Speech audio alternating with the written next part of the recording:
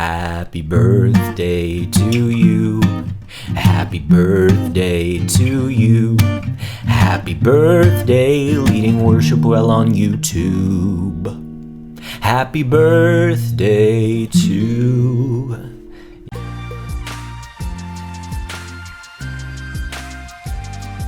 Hey, Spencer here from leadingworshipwell.com, your daily dose of practical worship leading tips. If you want to find those tips, head over to Instagram or Facebook at Leading Worship Well, where I'm posting new worship leading tips every single day. But you're here on YouTube, so go ahead, hit subscribe down below, and let's get into it, because that's right, this week is the 1-year anniversary / birthday of the Leading Worship Well YouTube channel. Very exciting. I actually honestly almost missed it. I just randomly decided to look how long I've been on YouTube this week and realized that it was the 1-year anniversary of when I posted my first video, which will happen. It'll technically be the anniversary like the Sunday after this video comes out, but I'm pretty close to it. So I've posted like almost 100 videos on YouTube at this point. There have been a lot of videos, a lot of new people have joined along the way. One of the most amazing things of the Leading Worship Well YouTube channel is to see the growth and all of the worship leaders who have been able to get connected to each other and to Leading Worship Well. It's now surpassed any of my other avenues of teaching, Instagram, Facebook, any of that. So that's really exciting. But the one thing that I realized that I haven't really done on YouTube yet is introduce myself. It's been a year and I haven't really told you guys who I am. I just share worship leading tips, which is kind of by design because I don't want everything to be about me. I want it to be about helping you. But I've gotten to the point where I'm like, okay, let me introduce myself. And the way I'm going to do that is through a Q&A. So earlier this week, I put out a way for people to ask me questions on Instagram and through my email list. So if you don't follow me on Instagram or you're not signed up to my email list, I'll tell you more about the email list at the end of this video, but just go follow me over there. Instagram is like my favorite platform for connecting with people. So I've got Facebook and I've got YouTube, which I love YouTube too. I'm not a super big fan of Facebook. I just post my posts there because I know some people prefer Facebook. But anyways, go follow me on Instagram. I'd love to connect with you there. But I put out this prompt and people asked me a ton of questions. So I'm going to try to get through as many as possible today, probably like 30 questions. So let's get into it. All right, let's kick things off with the first question. And I want to start off just by introducing myself. A lot of people just had a lot of basic questions about who I am because I've never introduced myself before. And so I'm going to kind of work through those questions. And the first question is this: what is your testimony? And I think that's a great question because we all have testimonies and they're important. So let me share mine briefly with you. My testimony is basically, I grew up my entire life in the church. Ever since I can remember, I was in the church and I went to church every Sunday. And as I grew up, I got super involved with the youth group at my church. And then I wasn't only at church every Sunday, but I was at church every Sunday and Wednesday. And this was back in the 90s when the contemporary worship movement had just started. And so that plays an important part in my testimony because around, I'm not sure when it was exactly, sometime in the early 2000s, my family started a contemporary worship service at the church that we were attending. And so my entire family was on the worship team. And they were all musical. Like my mom's a music teacher, so she played keyboard. My dad sang, my sister sang, my brother played bass. And I did not do anything because I wasn't really musical at that time. That was like whenever I was maybe 12 or 13. And so my whole family was leading worship at this church, and I was the other family member, so I would come along with them to worship rehearsals and show up early on Sunday morning and do what I could to help out around the church. And then eventually, one day, my dad brought me home a guitar. It wasn't for my birthday. It wasn't for anything. And actually, let me show you that guitar because it's very interesting. Give me 1 second. Here is my first guitar that I ever got. As you can see, it's got Paul Stanley from the band Kiss on it. My dad's a big Kiss fan. So one day, not for my birthday, not for any specific reason, he got this guitar for me and I fell in love with playing guitar. I would sit in my bedroom for like 3 hours every night practicing guitar, strumming it. I'm not sure how my family put up with it because it was probably horrible, and I was trying to sing along at the same time, and that was definitely horrible back whenever I was 12. So here's my first guitar. So that guitar was my first guitar, and I would practice for like 3 hours every night and play it over and over again. I'm not sure how my family dealt with it, because I'm sure I was terrible whenever I first started, so I'm thankful for their patience. But eventually I did get to the point where I was adequate at guitar enough to at least start coming to worship rehearsals, and so I really learned how to play guitar through being on a worship team, and I played with them at rehearsals. Eventually I got to the point where I could lead with them on a Sunday morning, and I did that for a couple years, and then eventually one day the worship team leader decided to step down from his position, and they came to me, the church came to me as a 16-year-old and said, "Spencer, we want you to be the worship leader." And so I did that. That was like my senior year of high school. And this is to get back to the testimony part. That was kind of where the transition happened for me, because I'd been in church my entire life and it was great, but it was just all that I had known. So I just did it because that's all I knew how to do. Well, one summer I went to church camp. I had gone to this church camp every summer of my life, and I was sitting there with one of my friends, and he had an apologetic study Bible. So this was a Bible that had like questions to a bunch of, or answers to a bunch of deep questions about faith. And so I just remember sitting at this picnic table reading that Bible with him for like 2 hours, and we just wanted to know everything that we could possibly know. And from that point on, it really helped my faith become my own faith. So I wasn't just doing it because it was what I had always done, and I wasn't just doing it because it's what my parents believed, but I learned that I actually believed what I thought I believed my entire life. And from that moment on, I got connected in a deeper way, not just with church, but with Jesus, and started pursuing him on my own. And I feel like that was the turning point in my life where I accepted Jesus as my savior. And so it happened when I was a senior in high school, and it's been amazing ever since. So that's my testimony. On to question number 2, which kind of picks up where question number 1 left off. Somebody asked, what's your background and training? And along with that, how did you begin leading worship, and how long have you been leading worship for? And so picking up from where I left off, so I was the worship leader at my church at age 16. And from that point on, I went to college. I went to Millersville University in Pennsylvania for 1 year. And I wanted to I was a music business and technology major. Essentially, I wanted to get into music recording.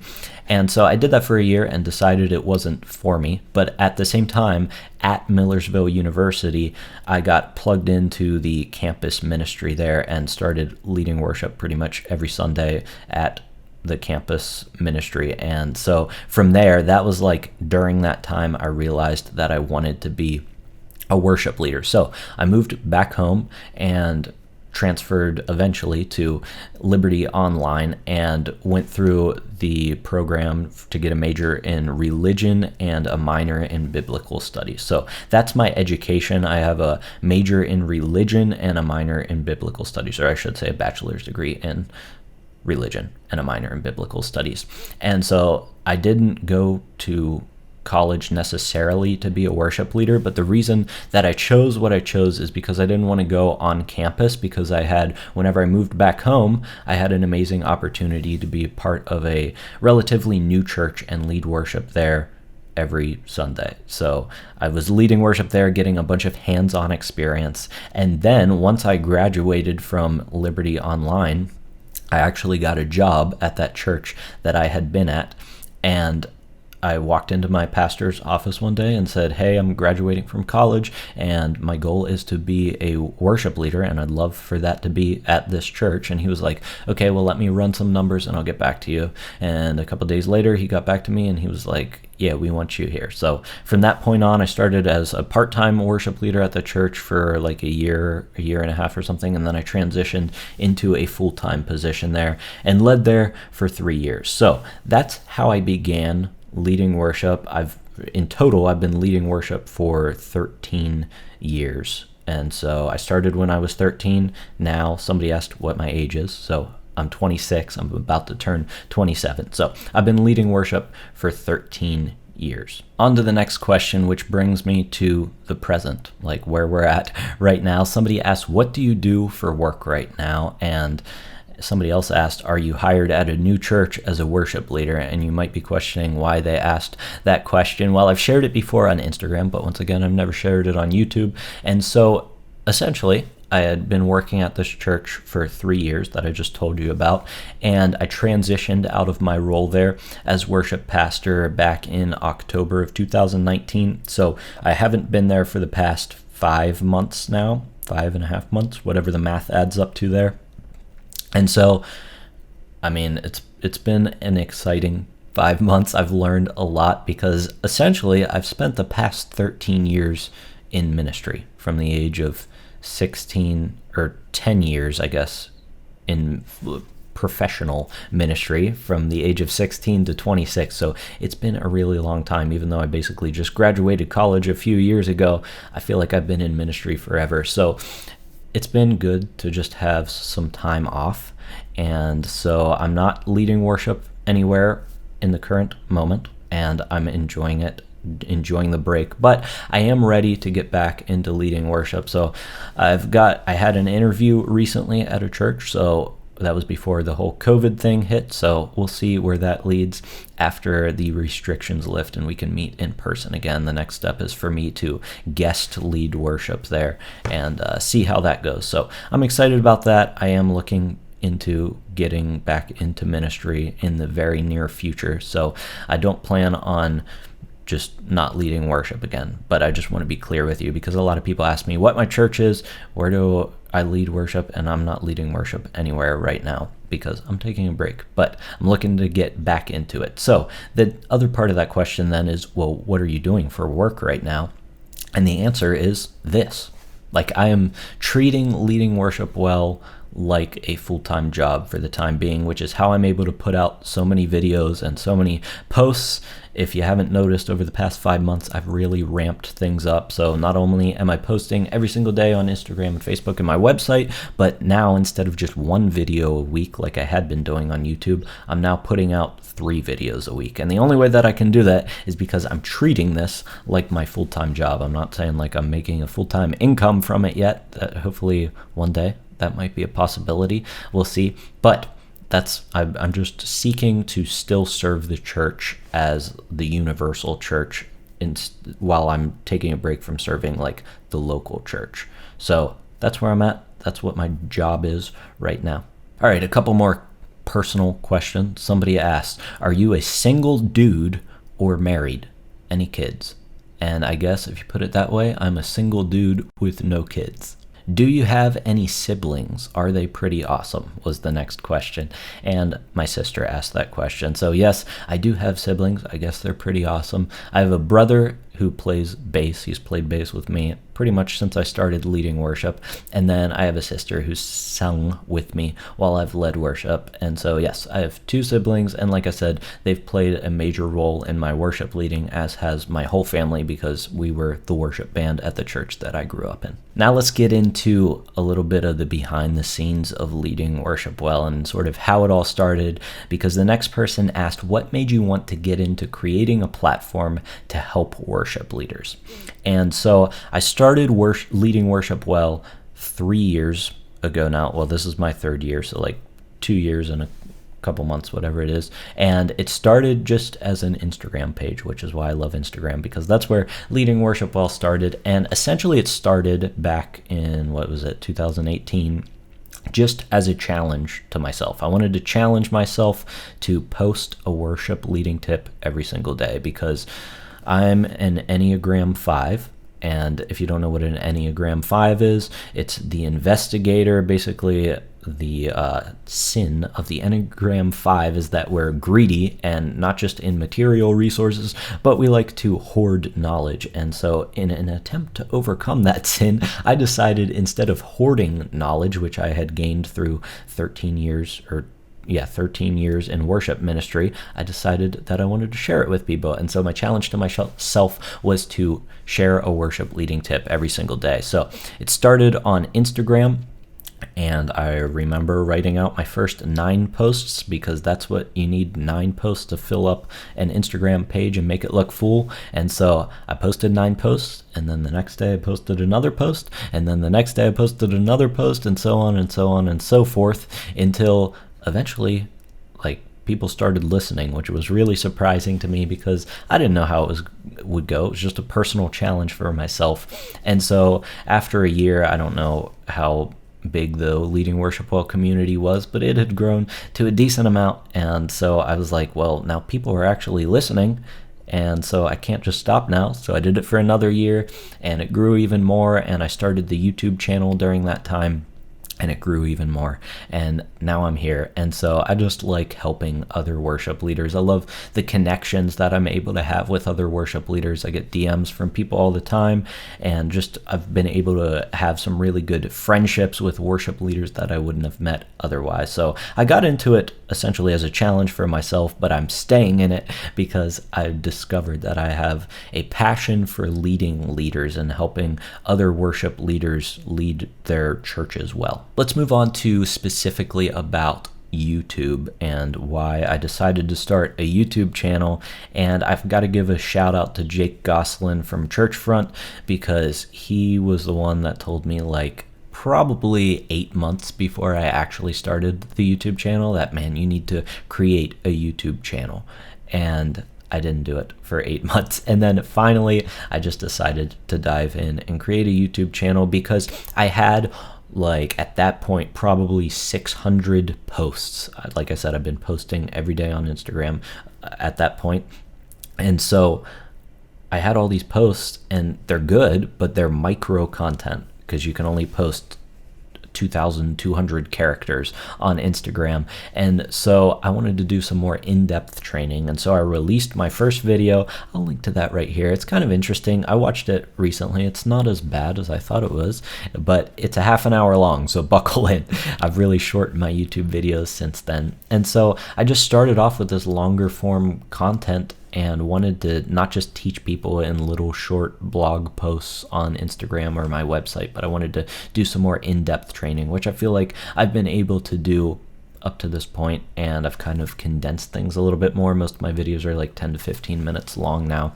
And so, yeah, that's what drew me to YouTube. Also, I think the guitar side of things, like, I kind of have 2 main areas of focus. So there's the worship leading side, and then there's the guitar side, which I'm really passionate about as well. And I kind of neglected that guitar side for the first year and a half of Leading Worship Well, because you can't, like, teach guitar on Instagram, at least not very easily. So once I did the YouTube channel, eventually I started the advanced worship guitar tutorials, and I've loved doing those. So that's what drew me to YouTube: longer form content and the ability to help more worship leaders. Next question: what's your filming setup for YouTube? What gear do you use? And so give me 1 second. I'll show you. I'm going to switch over to my phone here, and I'll show you what my studio looks like. So here we are. Yes, I know, very exciting. My studio is my bedroom, by the way, if you haven't noticed. So let me just give you a quick rundown of what I'm using. So maybe I'll step back a little bit further. So for lighting, I've got 3-point lighting. I've got a light there, a light here. All of this is linked in the description below, by the way, if you actually want to see the gear I'm using. And then a light over there, that's like the backlight. So that's my lighting setup. What camera do I use? Well, it might surprise you to learn that I'm just using a Logitech C920. Nothing amazing, it's just a Logitech C920 plugged into my computer. What makes it look at least acceptable, I don't know. Some people say it looks good. I think it looks fine. I don't think it's like super amazing, but the lighting is really important. So that's what I focus on, is the lighting, and that's like a $50 webcam or something. So from there, let's talk about my microphone. This is a microphone I've had forever. It's an MXL. You probably can't see that because the lighting's bad. It's an MXL V63M. I don't even know if they make that anymore. I got that like 10 years ago, but it still works, so I use it. I run that into a Behringer Euphoria UMC 202 HD, which is how I get my audio into my computer. And then from there, I record with OBS and just hit play. I try to keep things as simple as possible because I don't want to make it complicated. I want to be able to just sit down and record content. So I think that's basically my setup. Yeah. Time for some quick fire, more fun questions. So hopefully these help you to get to know me a little bit better. I got a bunch of what are your favorite this, what are your favorite that questions. So I'm going to be answering some of those here in a second. Well, the first question though is, who are your guitar player influences that shaped the style of playing or even how you sing? I always find that fascinating, wonder how things began or even how its style has changed over time. So I love that question because I do have a lot of guitar playing influences. As you can tell, I've kind of progressed past the standard chords, and I want other people to progress past the standard chords whenever you're leading worship, which is why I do the advanced worship guitar tutorials. But to answer your question, my guitar playing influences, it started off with, I'll say, pop punk guitarists. I don't know if I have a specific one for that, but growing up, I liked listening to pop punk music. And so I'd listen to, from the Christian side of things, like Reliant K. I liked Yellow Card growing up a lot. And so that kind of influenced the early stages of my guitar playing, which is where I think the lead lines that I always incorporate into my guitar playing come into play, because pop punk has a lot of lead lines in it and a lot of melodic guitar happening.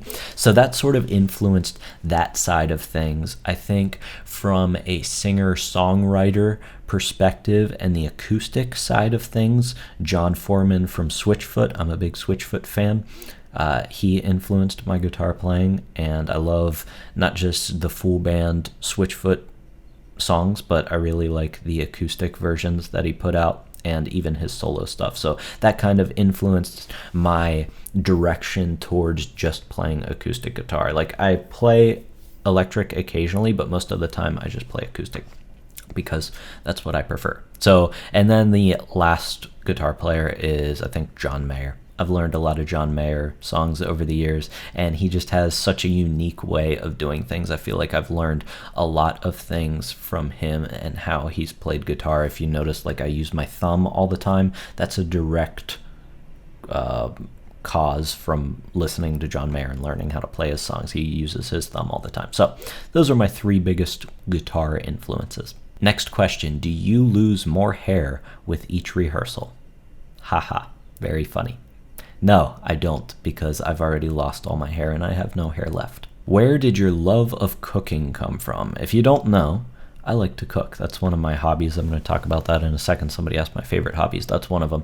But my love of cooking came from, once again, I think, the fact that I'm an Enneagram 5. So Enneagram 5s hoard knowledge, but they also seek knowledge and like to study things that have a lot of depth to them. And I feel like cooking has a lot of depth to it, and there's so much to learn when it comes to cooking. And so I think that's originally why I started, is because I like to learn things. And cooking is such a tangible thing where you can learn a technique, apply it, and then know, did this work, or do I need to keep learning more about it? Essentially, did this food taste good? So I think that's kind of why I like cooking a lot. Along with that, I really like food. So I like good food, and I figure if I can make good food, I'll be happy. So that's why I like cooking. What is your favorite sports team? Well, let me tell you. Number one, the Washington Wizards, as far as basketball goes. Honestly, I'm not a huge sports guy, but if I had to pick a team for basketball, it would be the Washington Wizards. Number two, the Buffalo Bills. Number two. For football. Got the hat on too. Somebody asked, when will you stop wearing that Buffalo Bills sweatshirt? And the answer is never. By the way, I'm not really a huge Buffalo Bills fan. It's kind of an inside joke with my family. I don't really like football. I'm not super into sports, like I said. And so when people ask me what sports team I like, I tell them the Buffalo Bills because it's kind of obscure. And so ever since I've started saying that, my family's gotten me a bunch of Buffalo Bills, and not just Buffalo Bills, but like Buffalo Sabres, Buffalo college team stuff. So it looks like I'm a huge Buffalo fan. I'm not really, it's just kind of a joke. But I'm never going to stop wearing the sweatshirt. What's your favorite worship song? And that's a really tough question because, as you know, worship songs come out all the time. There's like 50 new worship songs every week, and I just feel like whatever the newest worship song is probably my favorite at the time. But if I had to pick like an all-time favorite worship song, and I'm thinking specifically from leading it perspective, like what song do I love to lead? This is an obscure one, but I love the song Almighty by Chris Tomlin. I'll link it in the description below. It's from, like, I first heard it whenever I was watching a Passion Conference live stream. I don't know how many years ago now, but it just really resonated with me. And then I introduced it to the church that I was leading in at that time, and everybody loved it. So super powerful song. Check it out, Almighty by Chris Tomlin. What is your dream guitar? Well, let me tell you, because I happen to have it right here. Here's my dream guitar.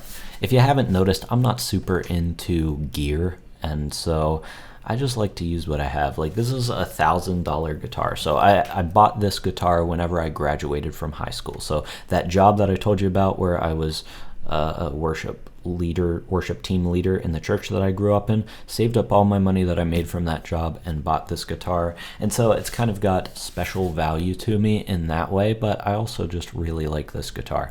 And so this is my dream guitar. If I had to pick another dream guitar for an acoustic, I would probably pick like a Breedlove guitar, like a high-end Breedlove guitar, just because I like the company. I like what they do. I've played a couple before, and I really like those guitars. So for acoustic, it's the one that I already have because I just use it all the time. I've actually got a bunch of different guitars, but I pretty much always come back to this one, because why fix what's not broken?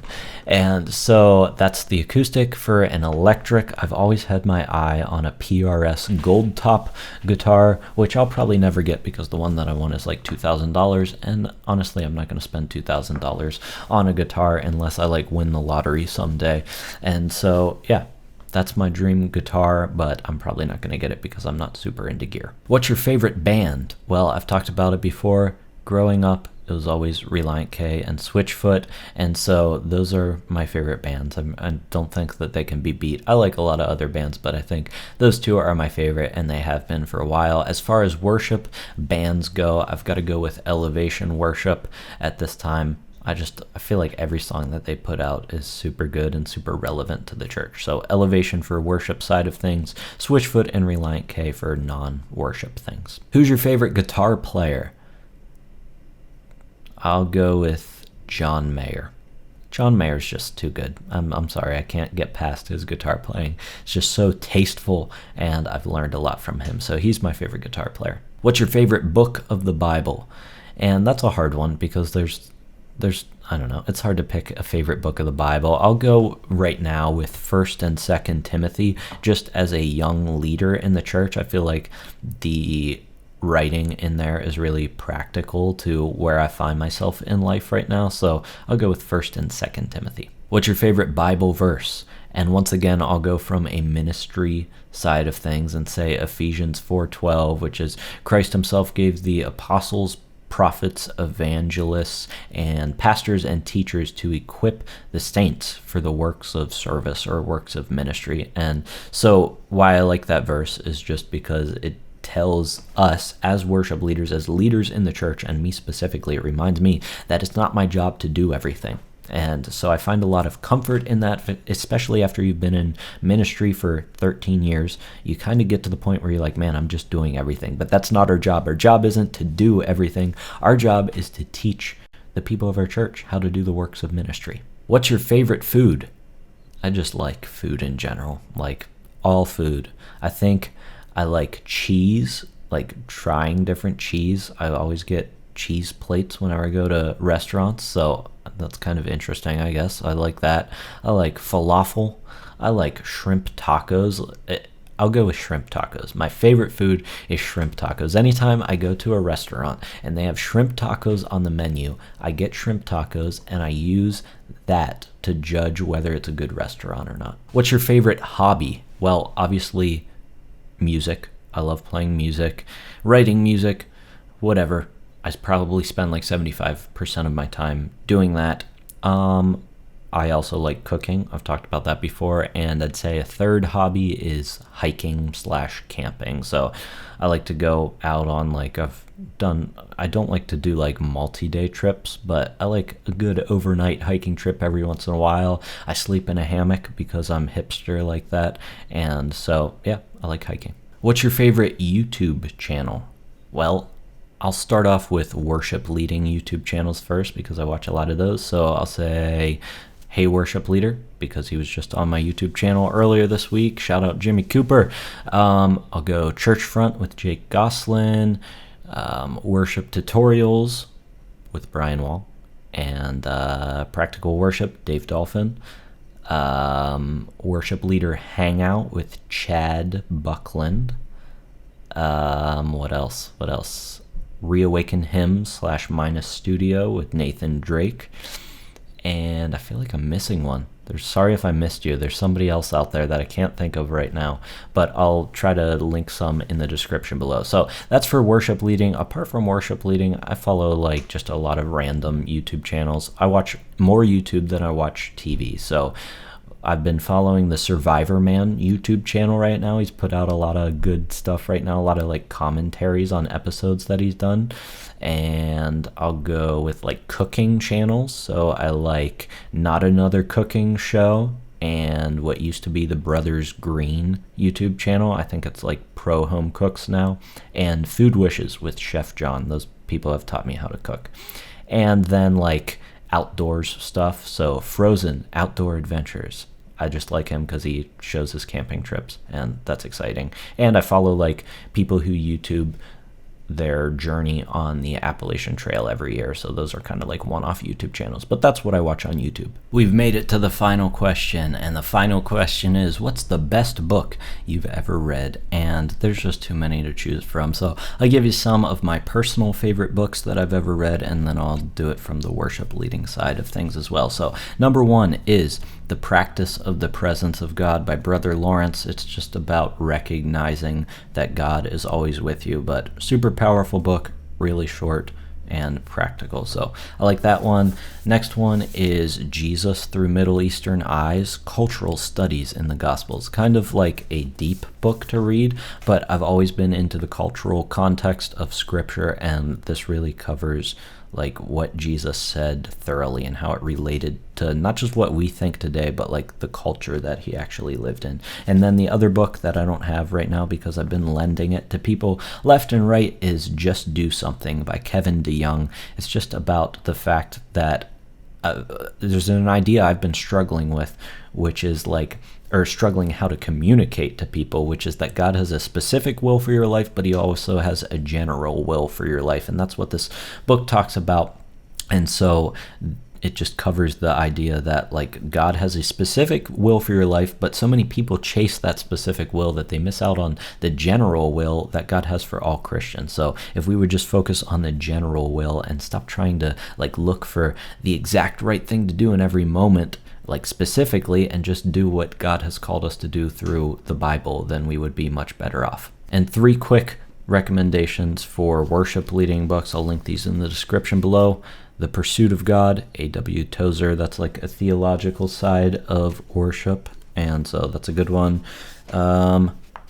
Everybody knows this book, Worship Matters by Bob Coughlin. Really practical stuff in here. If you haven't read this one, this is definitely the one that you should be reading and checking out. And then finally, Worship Leaders, We Are Not Rock Stars. This is a really good book to lead your worship team through, just kind of helping them understand their role as worship leaders. So if you're looking for like a worship team devotional, check this one out for sure. Well, you made it to the end.